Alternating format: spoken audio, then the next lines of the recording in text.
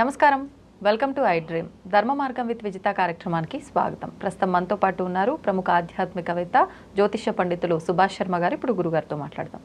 నమస్కారం గురుగారు. శ్రీమాత్రి నమండి.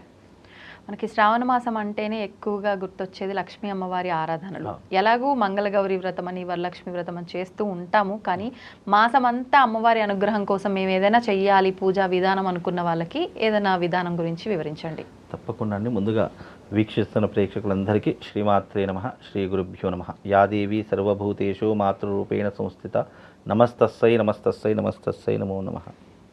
లక్ష్మీ కటాక్షం అనేటటువంటి శ్రావణ మాసంలో పొందడం చాలా సులభమైనటువంటి మార్గం శ్రావణ మాసంలో ఉంది. అది సనాతన ధర్మంలో శాస్త్రం నందు, వేదమునందు చాలామంది ఎంతోమంది ఆచరణ చేసి ఎన్నో సిరి సంపదలు పొందినటువంటి మార్గాలు ఈ శ్రావణ మాసంలో ఏర్పడ్డాయి. అందులో ఒక మార్గమే కమలాత్మిక పూజ అనేటటువంటిది ఒకటి ఉంటుంది. కమలాత్మిక అమ్మవారి యొక్క పూజను గనక ఎవరైతే ఈ శ్రావణ మాసంలో ఆచరిస్తారో ఆ తల్లి యొక్క అనుగ్రహము తొందరగా కలిగి ఏమవుతుంది అంటే దారిద్ర్యంలో ఉన్నటువంటి వాడు కూడా అపర కుబేరుడు కావడానికి ఈ కమలాత్మిక అమ్మవారి యొక్క పూజా విధానం చాలా ప్రత్యేకమైనటువంటిది. ఈ కమలాత్మిక అమ్మవారి యొక్క పూజా విధానం దక్షిణాచారంలో చేసుకోవాలి. దక్షిణాచారం అంటే అమ్మవారికి ప్రతిరోజు 11 కమలాలు సమర్పించాలి. అలా అంటే ఇది 4 వారాలు చేసుకోవచ్చు, నెలవారీగా చేసుకోవచ్చు, మామూలుగా 15 రోజులైనా కూడా చేసుకోవచ్చు. అంటే మన సంకల్పం ఏ రకంగా ఉంటుందో ఆ రకంగా అమ్మవారి యొక్క ఆరాధన చేసుకోవచ్చు. కానీ ప్రతిరోజు చేసుకోవాలంటే 11 కమలాలు అంటే కష్టం. ఇప్పుడు దొరుకుతాయి కదండి, ఇప్పుడు ఈజీగా ఎక్కడైనా దొరుకుతాయి. వర్షాకాలంలో కమలాలు దొరకకపోవడం ఇంత, కానీ కమలాలు దొరుకుతాయి. ఇప్పుడు దొరికినా కొంచెం కాస్ట్ ఎక్కువే ఉంటాయి కదండి. ఇప్పుడు అలా కాస్ట్ అనుకుంటే కష్టం కదండి. ఉన్న వాళ్ళు పెట్టుకోగలుగుతారు, కానీ లేని వాళ్ళ పరిస్థితి ఏంటి? ఇప్పుడు కమలాలు అనేటటువంటివి ఏ నదిలోనైనా ఎక్కడైనా దొరుకుతాయి. First point. రెండవ పాయింట్ ఏంటంటే మహా అయితే 5 రూపాయలు 10 రూపాయలకు ఒకటి ఉంటుంది. లేదండి, మరి 150, 200, 50 రూపాయలు, 60 రూపాయలు కూడా చెప్తారు. ఇప్పుడు సీజన్ కదా, ఎంత సీజన్ అయినా మాక్సిమం 5-10 రూపాయలకు ఒకటి ఉంటుంది. ఇప్పుడు నేను మన బాసర క్షేత్రానికి వెళ్ళా, ఒక కమలం 5 రూపీస్కి ఒకటి ఇచ్చారు. అలా అంటే కమలంలతో పూజించాలి అని శాస్త్రము. అలాగని కమలాలు నేను పెట్టాలి అని చెప్పను, అది దొరికితే పెట్టండి. అందుబాటులో ఉంటే గనక కమలాత్మిక అమ్మవారికి కమలాలతో పూజ చేయాలి అనేది శాస్త్రం. అయితే దీన్ని ఎవరు ఆచరించారంటే సాక్షాత్తు శ్రీ మహావిష్ణువు ఆచరించారు అమ్మవారి యొక్క ఆరాధనకు. ఆ ఆరాధన చేసినందుకే శ్రీ మహావిష్ణువు ఎంతో మంది దుష్ట సంహారం చేశారు. అంతే శక్తి సరిపోయినటువంటి సమయంలో శ్రీ మహావిష్ణువు అమ్మవారి కమలాత్మిక పూజ చేసి ఎంతో మంది దుష్టులను సంహరించినటువంటి దాఖలాలు కూడా మనకు శాస్త్రంలో, మనకు వామన పురాణంలో కూడా చెప్పడం జరుగుతూ ఉంది. కాబట్టి ఈ అమ్మవారి యొక్క ఆరాధన ఐశ్వర్యానికి, ఆరోగ్యానికి, శత్రు నాశనానికి, విజయానికి, వీటన్నిటికీ కూడా ప్రతీక అమ్మవారి యొక్క కమలాత్మిక పూజ. అయితే ఈ అమ్మవారికి 3 పుష్పాలు చాలా ఇష్టం. 1 కమలాలు, 2 మందార పుష్పాలు, 3 నాగవల్లి పుష్పాలు అనేటటువంటివి ఉంటాయి. ఈ 3 పుష్పాలు ఏది అందుబాటులో ఉంటే అది మీరు పెట్టవచ్చు. లేదు అని అంటే కనుక అమ్మవారికి ఇంకా ప్రీతికరమైన ఉమ్మెత్త పూలు ఉంటాయి. ఉమ్మెత్త పూలు కూడా అమ్మవారికి చాలా ప్రీతికరము. అలాగే శివనాగ పుష్పాలు అని చెప్పేసి చాలా మట్టుకు ఉంటూ ఉంటాయి. వైట్ కలర్ శివనాగ పుష్పాలు అనేటటువంటివి ఎలా ఉంటాయంటే అవి దాని లోపల శివలింగం ఉంటుంది. శివనాగ పుష్పాల్లో చిన్న శివలింగం ఉంటుంది. అది మామూలుగా మన దగ్గర దొరకడం చాలా కష్టం. అవి కేరళ లాంటి ప్రాంతాల్లో మీకు కనిపిస్తూ ఉంటాయి. అలా ఈ పుష్పాలు ఇలా చెప్పుకుంటూ అమ్మవారికి ప్రీతికరమైన పుష్పాలు చాలా ఉన్నాయి. ఇందులో అందుబాటులో ఉండేటట్టు కమలాలు ఉంటూ ఉంటాయి, మనకు ఉమ్మెత్త పువ్వులు ఉంటూ ఉంటాయి. కాబట్టి మీకు ఏది అనుకూలంగా ఉంటే ఆ పువ్వులతో మనం పూజ చేస్తే, అలాగే మందార పుష్పాలు ఇవి కూడా అందుబాటులో ఉంటాయి. ఇది శివనాగ పుష్పము అనేటటువంటి చాలా ప్రతీక. కాబట్టి ఈ పుష్పాలతో అమ్మవారిని పూజించాలి. ఎక్కడైతే పూజ చేసేటటువంటి ప్రదేశం ఉందో తప్పకుండా గోమయం, గోపంచితంతో అలికి ముగ్గు వేసి అక్కడ ఒక మండపం ఏర్పాటు చేసుకోవాలి.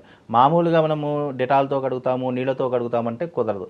ఎప్పుడైనా గుర్తుపెట్టుకోండి, ఏ పూజ చేసినా, ఏ వ్రతం ఆచరించినా అక్కడ గోమయం, గోపంచితం లేకుండా మనం పూజ చేయకూడదు. అలా చేసిన పూజ నిర్వీర్యము. ఇది చాలా మట్టుకు గుర్తుపెట్టుకోండి. ఎందుకంటే ఒక పూజా ప్రదేశంలో తప్పకుండా గోమయం, గోపంచితంతో అలికి అక్కడ ముగ్గులు వేసి అక్కడ మండపం ఏర్పాటు చేస్తేనే ఆ పూజకు, ఆ స్థలానికి పుణ్యం అనేటటువంటిది, ఆ స్థలానికి పవిత్రత అనేటటువంటిది చేకూరుతుంది. కాబట్టి ఈ కమలాత్మిక అమ్మవారి యొక్క వైభవం గురించి మనకు దశమహావిద్యలలో మనకు తెలపడం జరుగుతూ ఉంది. ఈ కమలాత్మిక అమ్మవారి యొక్క ఆరాధన ఇంద్రుడు చేశాడు, అలాగే విష్ణుమూర్తి చేశాడు, అలాగే శచీదేవి చేసింది. ఇలా ఎంతోమంది దేవతలు ఆచరించి ఇంద్ర పదవిని పొందారు. అలాగే ఎంతోమంది శత్రువుల మీద విజయం సాధించారు. ఎంతోమంది అనేక రకములైనటువంటి రోగాల నుంచి దూరమైపోయారు. ఇంట్లో మనశ్శాంతి లేనటువంటి వారికి మనశ్శాంతి కూడా చేకూరుతూ ఉంటుంది. ఇలా మన సంకల్పం ఏదైనా సరే అది గనక కమలాత్మిక అమ్మవారి యొక్క పూజా విధానం కనుక చేసుకుంటే వాళ్ళకు తీరనటువంటి కోరికంటూ ఏదీ లేదు. ఈజీగా అంటే ఈ శ్రావణ మాసంలో సులువుగా చేసుకోవాలి, ఈజీగా మనకు తొందరగా మనకు అమ్మవారి యొక్క అనుగ్రహం కలగాలంటే కమలాత్మిక అమ్మవారి యొక్క పూజ చాలా వైశిష్టమైనటువంటిది. ఇప్పుడు చాలా వరకు మనం ఏ పూజ చేసినా, నిత్య పూజ అయినా, ఏ విశేషమైన పూజ అయినా బ్రాహ్మీ ముహూర్తంలో అంటారు. ఈ పూజ కూడా అలా ఏమైనా చెయ్యాలంటారా, లేదు అంటే నార్మల్గా చేసేసుకోవచ్చా? నిజానికి కమలాత్మిక అమ్మవారి యొక్క పూజా కాలం అనేది ప్రదోష కాలంలో చేసుకోవాలి. అంటే రాత్రి సమయంలో, సంధ్యా సమయంలో చేసుకోవడం చాలా విశేషము. ఈ అమ్మవారు తాంత్రిక దేవతలో ఉత్కృష్టమైనటువంటి తల్లి. అయితే ఈ అమ్మవారికి సవ్య అపసవ్య మార్గస్థ సర్వోపద్ర నివారిణి అని లలితా సహస్రనామాల్లో వస్తుంది. అంటే అమ్మవారికి సవ్యంగా పూజలు ఉన్నాయి, అపసవ్యంగా పూజలు ఉన్నాయి. అపసవ్యంగా అంటే అది తాంత్రిక విధానంలో వామాచార పద్ధతిలో వస్తుంది. అలాగే ఈ యొక్క తాంత్రిక విధానంలో మనం మామూలుగా దక్షిణాచారంలో చేసుకోవడం చాలా, అంటే ఇంట్లో చేసుకునే వాళ్ళు, దేవాలయాలలో చేసుకునే వాళ్ళు ఈ రకమైనటువంటి విధానాన్ని పాటిస్తారు. అమ్మవారికి చక్కగా ఒక యంత్రం ఉంటుంది. ఆ యంత్రం అనేటటువంటిది అమ్మవారి ముందర వేసి మామూలుగా చేతితో వేసేటటువంటి అష్టదళ పద్మం కావని, లేదు అంటే శ్రీయంత్రం కానీ, అంటే 4 ద్వారాల ద్వారా వేసే శ్రీయంత్రం కానీ వేసి అమ్మవారికి పూజాది క్రతువులు ఆచరణ చేసుకోవాలి. అలాగే అమ్మవారికి సంబంధించినటువంటి చిన్న యంత్రం దొరుకుతుంది, అది పర్సులో పెట్టుకునేటటువంటి యంత్రం. ఆ యంత్రాన్ని కూడా పెట్టుకొని పూజ చేయడం ద్వారా ఇంట్లో అష్టలక్ష్ములు సిద్ధిస్తాయి అనేటటువంటిది శాస్త్రవచనం. ఈ రకమైనటువంటి పద్ధతి ఇంకా చాలా మట్టుకు అమ్మవారి యొక్క వైభవం చెప్పడం జరిగింది. మామూలుగా ఇంట్లో మనం వ్రతంలాగా చేసుకోవాలి అంటే ఈ కమలాత్మిక అమ్మవారి యొక్క ఆరాధన చేసుకోవడం, కలశ స్థాపన చేసుకోవాలి, దీపారాధన చేసుకోవాలి, గణపతి గౌరీదేవిని ఆరాధన చేసుకోవాలి, నవగ్రహాలను ఆరాధన చేసుకోవాలి. కమలాత్మిక అమ్మవారి యొక్క చిత్రపటం దొరుకుతుంది, దొరికితే గనక మీరు పెట్టుకోండి. దొరకకపోయినా కలశం పెట్టి పూజ చేసినా కూడా విశేషమైనటువంటి పుణ్య ఫలితాలు కలుగుతాయి.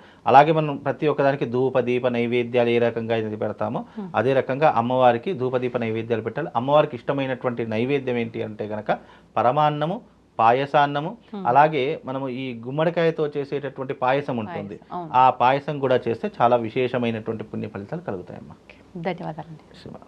And for more videos, please subscribe to iDream. Please subscribe to iDream. Please subscribe iDream. And please subscribe to iDream. For more videos, subscribe to iDream. please like, share and subscribe to the channel. Congratulations, iDream. Subscribe to iDream. Subscribe to iDream. So subscribe to iDream Media. iDream ki iDream team andarki huge congratulations. Please subscribe iDream Media. Please subscribe to iDream.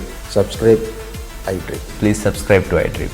iDream అంటే నా కళల ఛానల్ను subscribe చేసుకున్న నోరు తిరుగుతలేదు, మీరైతే గంట గుర్తు కొట్టండి. For more such videos, please subscribe to iDream.